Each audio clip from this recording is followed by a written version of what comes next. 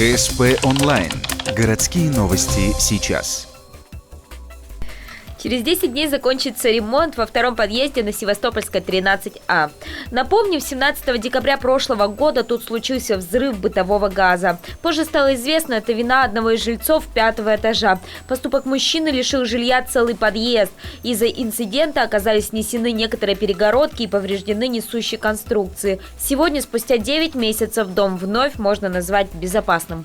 Заменены все ограждающие конструкции, в том числе несущие конструкции, были заменены заново.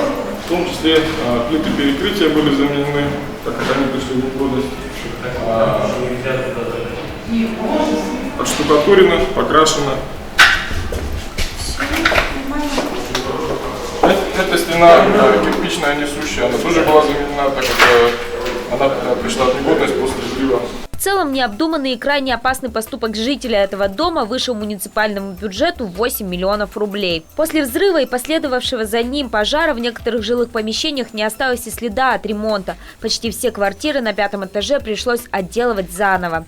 Сейчас здесь уже устанавливают металлические входные двери. В понедельник, 3 октября, начнется монтаж сантехники. Были заменены все несущие, ограждающие конструкции, также проведены шпаклевка, штукатурка, стяжка полов, выравнивание плит перекрытий, поклейка обоев.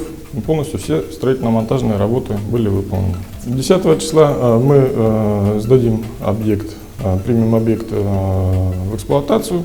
Сразу после соберут комиссию по чрезвычайным ситуациям, чтобы она подтвердила безопасность объекта и сняла режим ЧС. Уже после этого жильцы второго подъезда по Севастопольской 13А смогут вернуться в свои квартиры.